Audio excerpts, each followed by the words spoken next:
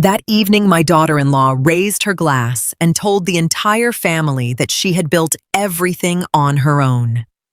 Everyone cheered.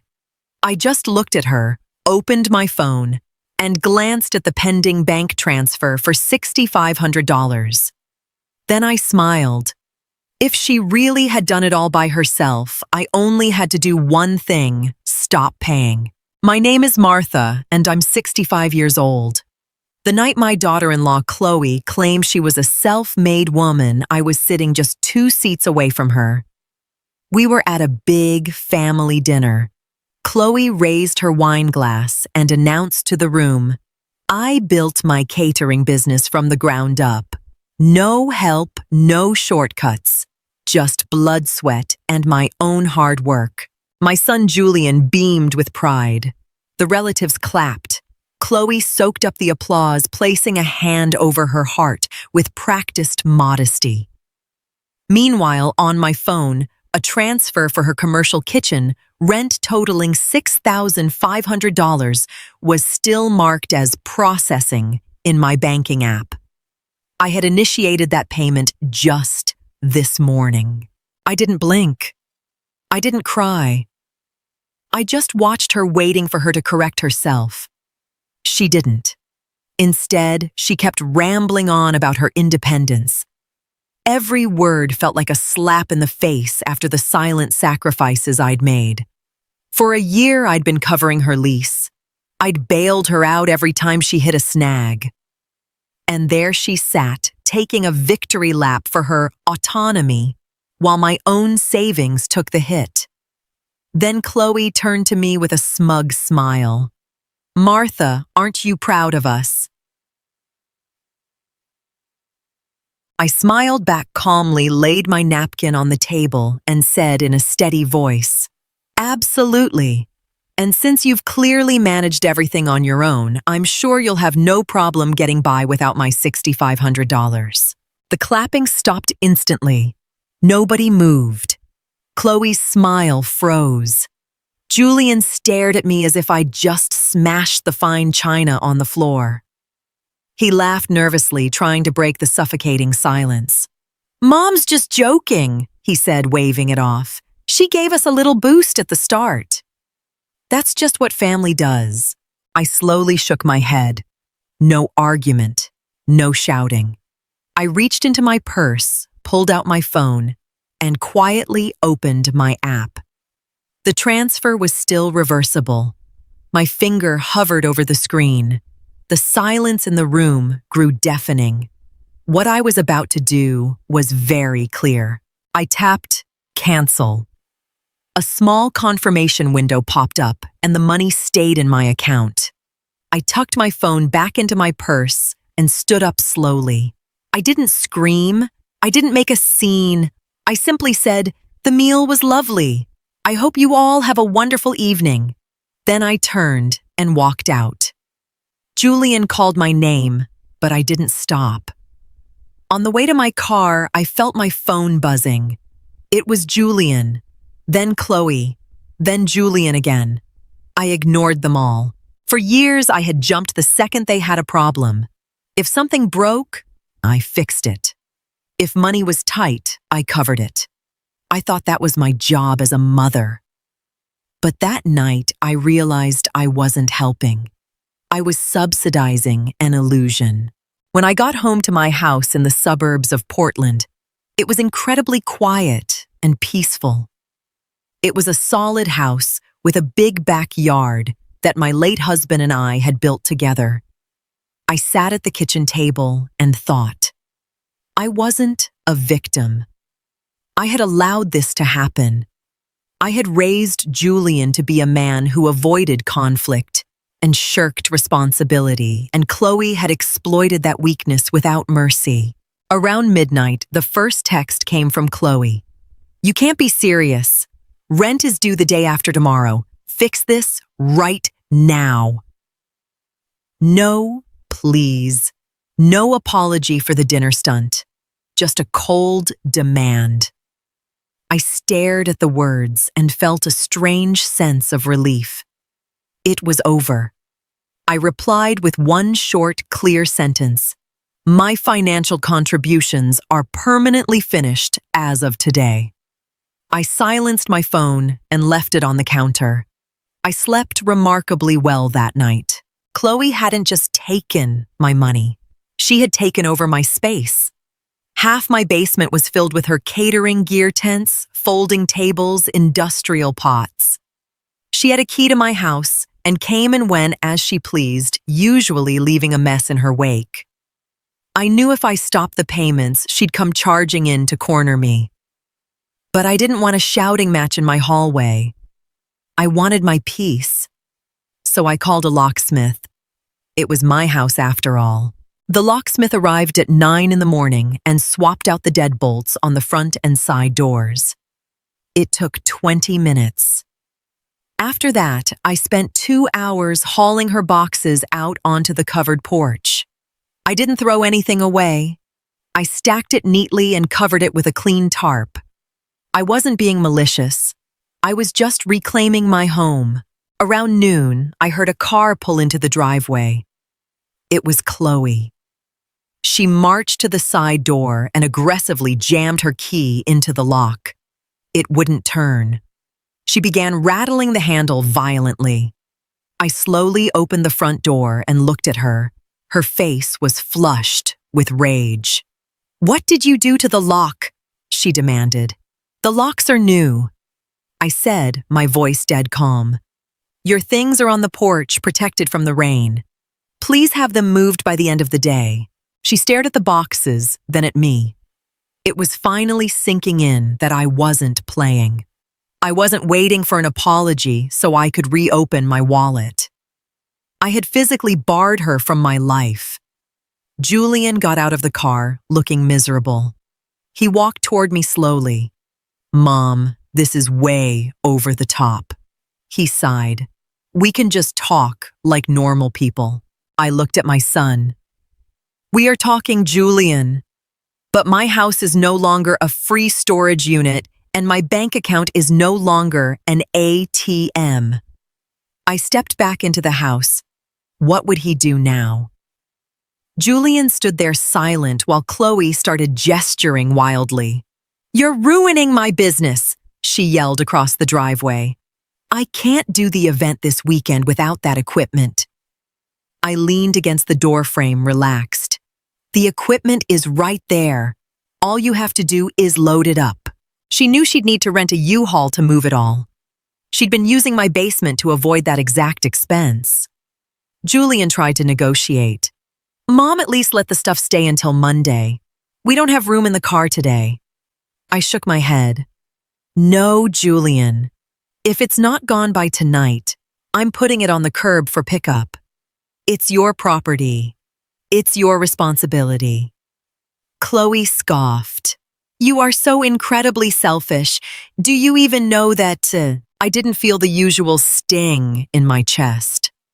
I used to let those words hurt me, but now I saw them for what they were: pure manipulation. What's selfish is taking $7,000 and then telling a room full of people you're independent, I replied. Chloe turned around in a huff and started shoving the smaller boxes into the trunk of her car. Julian helped her hesitantly. I closed the door and went back to the kitchen, watching them through the window. It took them 2 hours to cram what they could into their small car. When they finally drove off, I took a deep breath. The basement was mine again. I decided I'd turn it into a potting shed for my gardening. That evening, my phone lit up. It was a CC'd email from her commercial landlord. The payment had officially failed. The grace period ended at midnight. I deleted the email and shut down my computer. The next morning brought a bright blue sky. I made coffee and sat on the patio. It was the 2nd of the month. In the past, this was the day I'd nervously check my balance to make sure Chloe's rent cleared and that I still had enough for my own bills. Today, my balance was comfortably in the black. At exactly 9 a.m., my phone started ringing off the hook. Chloe. 5 missed calls in 10 minutes. Then came the texts. "The landlord just locked me out of the kitchen," the first one read. "You have to wire the money now or I'll lose my biggest client." I sipped my coffee. I didn't reply. I didn't block her because I wanted to see how far she'd go, but I refused to respond to her frantic orders. Around noon, Julian called. I picked up. "Mom, please," he said, sounding frantic. "Chloe's crying. The landlord is serious. Just loan us the money for this month. We'll pay you back, I swear." I leaned back in my chair. "Julian, you are 40 years old. If your wife can't pay her bills, you need to cut your expenses." "I am not a bank." "But she said the business was doing great," he blurted out. It was a moment of total honesty that seemed to surprise even him. He really didn't know the truth. Chloe had been lying to him just as much as she'd been lying to the rest of the family. "Then ask her where all the money went," I told him sternly. I ended the call and went into the garden to pull weeds. It was hard, honest work, and it felt amazing. With every weed I pulled, years of tension seemed to evaporate. I had my life back. Later that afternoon, a car pulled up. It was Julian alone. His shoulders were slumped and he looked exhausted. I opened the door, but kept him in the entryway. "Can I come in?" he asked quietly. I nodded and led him to the kitchen. I had just made myself a simple dinner steak and potatoes. Usually, I would have rushed to get him a plate. Today, I just sat down and started eating. Julian stood awkwardly. "Mom, it's bad. Chloe took out loans I didn't know about. She spent the money on fancy marketing and branding instead of savings. Your monthly checks were the only thing keeping the lights on." I chewed slowly. "I'm sorry to hear that, Julian, but that is your problem to solve, not mine." He leaned heavily on the table. "She's going to lose the kitchen. Clients are canceling. We don't even know how we're going to make the car payment." The car. A massive luxury SUV. Chloe insisted she needed to look professional. I had co-signed the lease because they had pressured me for weeks. "Sell the car," I said flatly. "We can't. It's a lease," he said desperate. "And you're the co-signer. If we don't pay, they're coming for you." He thought that would work. He thought fear for my credit score would make me cave. I put my fork down. I had prepared for this. "Julian, I spoke to the bank this morning. I've set aside enough to settle my legal obligation if it comes to that, even if it costs me a penalty. But I will not pay another cent to maintain your lifestyle." He stared at me speechless. Julian sank into the chair across from me. He finally realized there was no safety net coming. "You'd really let us lose everything?" he asked. "I'm not letting you do anything, Julian. You are facing the consequences of your own choices." Chloe told the whole family she was independent. Now she finally has the chance to prove it. He looked down at his hands. "She told me you liked giving us the money, that it was your way of being part of our success, that you had more than you knew what to do with anyway." Those words stung, but I didn't let it show. I live on a decent pension, but I'm not rich. I worked hard for every dime. I helped because I love you, but love isn't an invitation to be exploited, I said firmly. I stood up and put my plate in the sink. "You should go home. Chloe probably needs you more than I do." Julian left without another word. In the following days, something remarkable happened, I think. The world didn't end. My house stayed quiet. I didn't have to make any emergency transfers. Instead, I booked a solo trip to a small beach town on the coast, something I'd put off for 3 years because of their constant crises. While packing, I saw a post from Chloe on social media. It was a black square with a long, rambling caption about betrayal and how family can be your worst enemy. I just shook my head. Chloe's post was full of passive-aggressive hints. She didn't name names, but everyone in the family knew who she was talking about. Old Martha would have called her immediately to defend herself. I would have cried or apologized to keep the peace. New Martha did nothing. I didn't comment.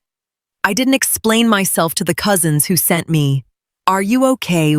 texts. I just replied, "You'll have to ask Chloe about that." That Friday, I drove to the coast.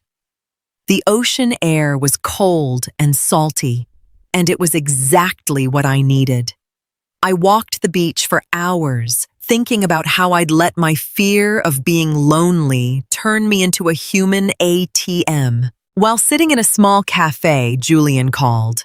I let it go to voicemail. Later, I listened to it. Mom Chloe had to shut down the catering business. We're moving into a tiny apartment across town. She's not even talking to me. He sounded broken. I felt bad for him, but I didn't feel the urge to save him. They needed this to grow up. When I got back on Sunday, the house felt truly mine. The locks were new, the basement was empty, and the financial bleeding had stopped. Monday morning, I went to the local bakery to get some fresh bread. I didn't expect to run into anyone, but there at the counter was Chloe. She looked pale and stressed, wearing an old hoodie instead of her designer jackets. She turned around and saw me. The bakery went quiet. Chloe's eyes flashed with anger. "Are you happy now?" she hissed. "My business is ruined. You got what you wanted." A few customers turned to look. Before, I would have died of embarrassment. I would have tried to pull her outside to avoid a scene. Instead, I just stood my ground in line. "I didn't ruin anything, Chloe," I said calmly. "I just stopped paying for things you couldn't afford." "There's a big difference," she gasped.